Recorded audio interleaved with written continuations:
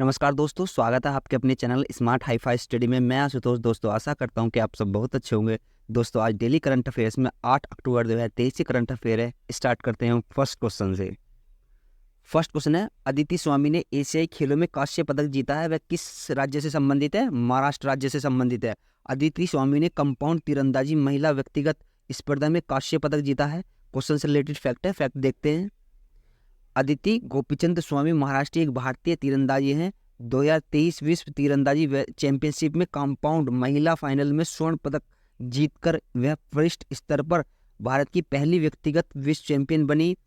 भारतीय तीरंदाज अदिति गोपीचंद स्वामी ने हांगजू में चल रहे एशियाई खेलों में महिलाओं की कंपाउंड तीरंदाजी महिला व्यक्तिगत स्पर्धा में शानदार प्रदर्शन करते हुए कांस्य पदक जीता। उन्होंने कंपाउंड तीरंदाजी स्पर्धा में कांस्य पदक हासिल करने के लिए इंडोनेशिया की रति जिलीजती फादली को 146-40 से हराकर, जिससे भारत इस एशियाड में अपने पदकों की संख्या 100 के पार ले जाने के करीब पहुंच गया है।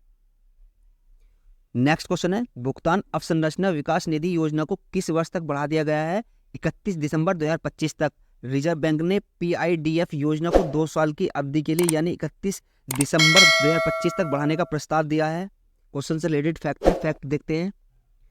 रिजर्व बैंक ने payments infrastructure development fund PIDF योजना के तहत RBI के लाभार्थियों को शामिल करने का प्रस्ताव दिया है। उत्तर पूर्वी राज्य और केंद्र शासित प्रदेश जम्मू कश्मीर और लद्दाख राज्यों के टायर 3 से टायर 6 केंद्रों में physical point of sale POS quick response QR code जैसे भुगतान स्वीकृति बुनियादी ढांचे की तैनाती को प्रोत्साहित करने के लिए जनवरी 2021 में 3 साल के लिए PIDF योजना चालू की गई थी। इसे जमीनी स्तर पर डिजिटल लेन देन को बढ़ावा देने के प्रयासों को बढ़ावा मिलने की उम्मीद है। नेक्स्ट क्वेश्चन है, किस राज्य ने 5.82 लाख मीट्रिक टन श्री अन्न खरीदने का लक्ष्य रखा है? उत्तर प्रदेश राज्य ने यूपी में 5.82 लाख मीट्रिक टन श्री अन्न खरीदने का लक्ष्य रखा है। पूरे राज्य में श्री अन्न को बढ़ावा देने के PM मोदी के इरादे के अनुरूप यूपी सरकार ने अक्टूबर से दिसंबर 2023 तक 3 महीने की अवधि के दौरान श्री अन्न के लिए अपना खरीद लक्ष्य बढ़ाकर 5.82 लाख मीट्रिक टन कर दिया है। इस खरीद योजना में 5 लाख मीट्रिक टन बाजरा, 30,000 टन ज्वार, 50,000 टन मक्का और 20,000 टन कोदो की खरीद शामिल है। यूपी में पहली बार ज्वार उत्पादक 20 प्रमुख जिलों में ज्वार खरीदने का प्रस्ताव है। नेक्स्ट क्वेश्चन है, अंतर्राष्ट्रीय अनुसंधान सम्मेलन की मेजबानी कौन करेगा? भारतीय कृषि अनुसंधान परिषद। राष्ट्रपति मुर्मू 9 से 12 अक्टूबर तक नई दिल्ली में आयोजित होने वाले just and resilient agri food system पर अंतर्राष्ट्रीय अनुसंधान सम्मेलन का उद्घाटन करेगी। भारतीय कृषि अनुसंधान परिषद और अंतर्राष्ट्रीय कृषि अनुसंधान लिंक मंच पर सलाहकार समूह इस सम्मेलन की मेजबानी करने जा रहा है। इसका शीर्षक अनुसंधान के प्रभाव तक उचित और लचीली कृषि खाद्य प्रणालियों की ओर है। नेक्स्ट क्वेश्चन है, कौन विरासत स्मारक को बढ़ावा देने के लिए उपहार की दुकानें स्थापित करने की योजना बना रहा है? भारतीय पुरातत्व सर्वेक्षण ASI अपने स्मारकों में उपहार की दुकानें स्थापित करने की योजना बना रहा है। यह संस्कृति और रचनात्मक उद्योगों के लिए स्मारकों के साथ मिलकर कार्य करने का अवसर पैदा करेगा। ASI का इरादा विरासत स्मारकों के प्रति रुचि पैदा करने और उन्हें बढ़ावा देने के लिए स्मृति चिन्हों का लाभ उठाने का है। इसने भारतीय संस्कृति, शिल्प और विरासत के प्रति रुचि और मान्यता बढ़ाने के लिए अपनी वेबसाइट पर रुचि की अभिव्यक्ति जारी की है। नेक्स्ट क्वेश्चन है, निर्मला सीतारमण ने नई दिल्ली में 52वीं GST परिषद की बैठक की अध्यक्षता की है। केंद्रीय वित्त मंत्री निर्मला सीतारमण ने नई दिल्ली में 52वीं GST परिषद की बैठक की अध्यक्षता करेगी। वित्त मंत्रालय ने कहा है, बैठक में केंद्रीय वित्त राज्य मंत्री पंकज चौधरी के अलावा राज्यों में केंद्र शासित प्रदेशों के वित्त मंत्री और केंद्र और राज्य के वरिष्ठ अधिकारी शामिल होंगे। क्वेश्चन से रिलेटेड कुछ फैक्ट देखते हैं। भारत में GST परिषद का नेतृत्व वित्त मंत्री करते हैं। इंपोर्टेंट पॉइंट है, भारत में GST परिषद का नेतृत्व वित्त मंत्री करते हैं।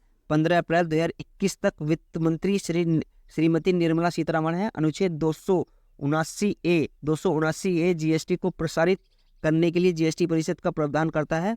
GST के बारे में थोड़ा देखते हैं। वस्तु एवं सेवा कर GST, यह एक मूल्य वृद्धि कर है। यह एक गंतव्य आधारित कर है, अर्थात यह उपभोग के बिंदु पर लगाया जाएगा। दोहरा GST अर्थात केंद्रीय GST, सेंट्रल GST और राज्य GST, स्टेट GST। 10 अंतर्राज्यीय आपूर्ति कर एकीकृत वस्तु एवं सेवा कर IGST है। इसे 2014 में 122वें संविधान संशोधन विधेयक के रूप में लोकसभा में पेश किया गया था। इसे 101वें संविधान संशोधन अधिनियम 2016 के रूप में पारित किया गया था। नेक्स्ट क्वेश्चन है, मध्य क्षेत्रीय परिषद किस राज्य में आयोजित की गई थी? उत्तराखंड में। वह टिहरी जिले के नरेंद्र नगर में मध्य क्षेत्रीय परिषद CRC की 24वीं बैठक की अध्यक्षता करेंगे। बैठक में उत्तर प्रदेश, मध्य प्रदेश, छत्तीसगढ़ और उत्तराखंड के मुख्यमंत्रियों के शामिल होने की संभावना है। वह 49वें अखिल भारतीय पुलिस विज्ञान कांग्रेस में भाग लेंगे, जो देहरादून के वन अनुसंधान संस्थान FRI में आयोजित किया जा रहा है। कांग्रेस का आयोजन पुलिस अनुसंधान और विकास ब्यूरो PRDB के तत्वावधान में किया जा रहा है। नेक्स्ट क्वेश्चन है, अमन सहरावत ने एशियाई खेलों में कांस्य पदक जीता। उनका संबंध किस खेल से है? रेसलिंग से है। अमन सहरावत अंडर 23 वर्ल्ड चैंपियन है। अमन सहरावत ने एशियाई खेल 2023 में पुरुषों की फ्री स्टाइल कुश्ती 57 किलो वर्ग में भारत के लिए कांस्य पदक हासिल किया। उन्होंने अंडर 20 विश्व कुश्ती चैंपियनशिप में रजत पदक भी जीता है। सहरावत ने हांगजू में स्थानीय पसंदीदा लिऊ मीहुंगू को 11-0 से हराकर इस साल महाद्वीपीय प्रतियोगिता में भारत के लिए 93वां पदक जीता है। 16 साल की उम्र में वह पिछले साल स्पेन के पोर्ट्रेवेद्रा में अंडर 23 विश्व कुश्ती चैंपियंस में स्वर्ण पदक जीतने वाले पहले भारतीय पहलवान बन गए हैं। नेक्स्ट क्वेश्चन है, एशियाई खेलों में पुरुष एकल बैडमिंटन में भारत को कितने वर्ष बाद पदक मिला है? 41 वर्ष बाद। HS प्रणय ने पुरुष एकल बैडमिंटन में खेलों में दूसरे पदक के लिए भारत के 41 साल के लंबे इंतजार को समाप्त करते हुए एक ऐतिहासिक उपलब्धि दर्ज की। वह बैडमिंटन पुरुष एकल सेमीफाइनल में चीन की ली सी फेंग के खिलाफ सीधे गेम में हार गए। एशियाड के 19वें संस्करण में इस खेल में यह भारत का तीसरा पदक है। सैयद मोदी इससे पहले एशियाई खेलों में 1982 संस्करण में तीसरे स्थान पर रहे। नेक्स्ट क्वेश्चन है, भारत नागपट्टिनम तमिलनाडु से श्रीलंका तक नौका सेवा शुरू करेगा। भारत 10 अक्टूबर 2023 को नागपट्टिनम से पड़ोसी देश श्रीलंका के लिए फेरी सेवा शुरू करेगा। नौका सेवा 30 मिनट में श्रीलंका के कांसेपुरई बंदरगाह तक पहुंच जाएगी। नेक्स्ट क्वेश्चन है, म्यूरा एक रॉकेट किस देश द्वारा लॉन्च किया गया? स्पेन के द्वारा। स्पेनिश कंपनी PLD स्पेस ने शनिवार तड़के अपना पुनः प्रयोजक म्यूरा एक रॉकेट दक्षिण पश्चिम स्पेन में एक साइट से लॉन्च किया, जो यूरोप का पहला पूरी तरह से निजी रॉकेट लॉन्च कर रहा है और अपनी रुकी हुई अंतरिक्ष महत्वाकांक्षाओं के लिए आशा प्रदान करता है। हॉलवर्क से स्टार्टअप का रात्रिकालीन परीक्षण पिछले 2 प्रयासों से असफल होने के बाद म्यूरा एक रॉकेट, जिसका नाम लड़ने वाले बैल की नस्ल के नाम पर रखा गया है, जुलाई में यूरोप के सबसे बड़े रॉकेट प्रमुख एरियन 5 अंतरिक्ष लॉन्चर का आखिरी परीक्षण फ्रेंच गयाना के कोरो में यूरोपीय बंदरगाह पर हुआ था। नेक्स्ट क्वेश्चन है, हाल ही में राजस्थान के मुख्यमंत्री ने 3 नए जिले की घोषणा की। अब राजस्थान में कितने जिले हैं? 53 जिले हैं। राजस्थान के मुख्यमंत्री ने विधानसभा चुनाव से पहले 3 नए जिले की घोषणा की है। राजस्थान के मुख्यमंत्री अशोक गहलोत ने विधानसभा चुनाव से पहले 3 नए जिले मालपुरा, सुजानगढ़ और कुचामन के गठन की घोषणा की है, जिससे राज्य में जिलों की कुल संख्या 53 हो गई है। कांग्रेस सरकार इस साल अगस्त में राज्य में 19 नए जिले और 3 नए संभाग बनाए थे। नेक्स्ट क्वेश्चन है, एशियाई खेल 2023 में पुरुष क्रिकेट वर्ग में किस टीम ने स्वर्ण पदक जीता है? भारत ने। भारत को एशियाई खेलों में के एक विशिष्ट नियम के तहत विजेता घोषित किया गया था, जहां मैच समाप्त नहीं होने पर उच्च रैंकिंग वाली टीम सम्मान लेती है। टी20 क्रिकेट पहले भी 2 बार एशियाई खेलों में खेला जा चुका है, गुआंगझो 2010 और इंचियन 2014, जिसमें बांग्लादेश और फिर श्रीलंका को पुरुष विजेता का ताज पहनाया गया।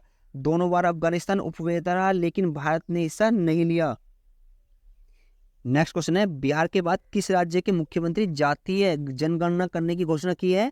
राजस्थान ने। विधानसभा चुनाव नजदीक आने के साथ राजस्थान के मुख्यमंत्री अशोक गहलोत ने घोषणा की है कि राज्य बिहार की तर्ज पर एक जाति सर्वेक्षण करेगा। राजस्थान के मुख्यमंत्री ने कहा कि राजस्थान सरकार भी बिहार की तरह एक जाति सर्वेक्षण कराएगी। उन्होंने कहा कि कांग्रेस के चुनाव अभियान का नारा होगा, काम किया दिल से। कांग्रेस फिर से 2023 का राजस्थान विधानसभा चुनाव इस साल दिसंबर में या उससे पहले होने की उम्मीद है।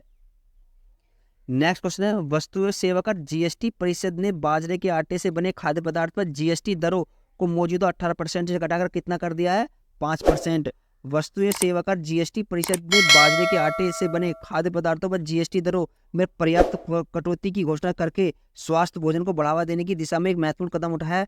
कर की दर को मौजूदा 18% से घटाकर अधिक किफायती 5% कर दिया गया है। बाजरे के आटे से बने खाद्य पदार्थ पर जीएसटी दर को कम करके सरकार का लक्ष्य इन पौष्टिक खाद्य पदार्थों को जनता के लिए अधिक सुलभ बनाना है। नेक्स्ट क्वेश्चन है, कांस वर्ल्ड फिल्म फेस्टिवल में किस फिल्म ने सर्वश्रेष्ठ एक्शन फिल्म का पुरस्कार जीता है? द सर्वाइवर ने। राजत रजनीकांत की द सर्वाइवर ने कांस वर्ल्ड फिल्म फेस्टिवल में अन्य अंतर्राष्ट्रीय पुरस्कारों के बीच सर्वश्रेष्ठ एक्शन फिल्म का पुरस्कार जीता है। मुख्य भूमिका निभाने के अलावा द सर्वाइवर बनते समय रजत रजनीकांत ने कई उपलब्धियां हासिल की। वह फिल्म की पटकथा, लेखक, निर्देशक, संपादक, ध्वनि मिक्सर और सह निर्माता भी थे।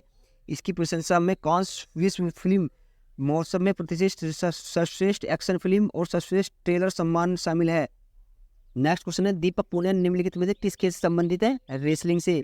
एशियाई खेल 2023 में पुरुषों की फ्री स्टाइल 86 किलोग्राम सेमीफाइनल में भारतीय पहलवान दीपक पूनिया ने उज्बेकिस्तान के जावराइल सापियेव को 4-3 से हराया। इस जीत के साथ दीपक ने फाइनल में अपनी जगह पक्की करते हुए पदक पक्का कर लिया। टोक्यो 2020 ओलंपियन दीपक का सामना रियो 2016 ओलंपिक चैंपियन ईरान के हसन यजदानी से होगा। ईरानी पहलवान 3 बार विश्व चैंपियन भी हैं, 2017, 2019 और 2021, और इस श्रेणी में एशियाई खेलों का मौजूदा चैंपियन भी है। नेक्स्ट क्वेश्चन है, टीवी D1 मिशन का क्या महत्व है? यह शेष योग्यता परीक्षणों और मानव रहित मिशनों के लिए मूल्यवान डेटा प्रदान करेगा। यह भारतीय अंतरिक्ष यात्रियों को अंतरिक्ष में भेजने की दिशा में पहला कदम है। यह गगनयान अंतरिक्ष यान की महत्वपूर्ण सुरक्षा विशेषताओं का परीक्षण करेगा। क्वेश्चन से रिलेटेड कुछ फैक्ट हैं, फैक्ट देखते हैं। पॉइंट इंपोर्टेंट है, इंपोर्टेंट पॉइंट देखते हैं। गगनयान मिशन के तहत इसरो ने मानव रहित उड़ान परीक्षण की तैयारी शुरू कर दी है। पहला मानव रहित उड़ान परीक्षण flight test vehicle abort mission 1 TV D1 crew escape system CES के प्रदर्शन को प्रदर्शित करेगा। TV D1 mission Gaganyaan mission में आई 1.2 की मैक संख्या के अनुरूप आरोहण प्रक्षेप वर्क के दौरान गर्भपात की स्थिति का अनुकरण करेगा। टीवी D1 परीक्षण उड़ान की सफलताएं शेष योग्यता परीक्षणों और मानव रहित मिशनों के लिए मंच तैयार करेगी, जो भारतीय अंतरिक्ष यात्रियों के साथ पहले गगन मिशन की ओर ले जाएगी। टीवी D1 मिशन अक्टूबर 2023 में भारत के श्रीहरिकोटा के सतीश धवन अंतरिक्ष केंद्र SDSC से लॉन्च होने वाला है। क्वेश्चन है, एशियाई खेलों में स्वर्ण पदक जीतने वाली पहली भारतीय बैडमिंटन युगल जोड़ी कौन बन गई है? सात्विक साईराज रंकीरेड्डी और चिराग शेट्टी।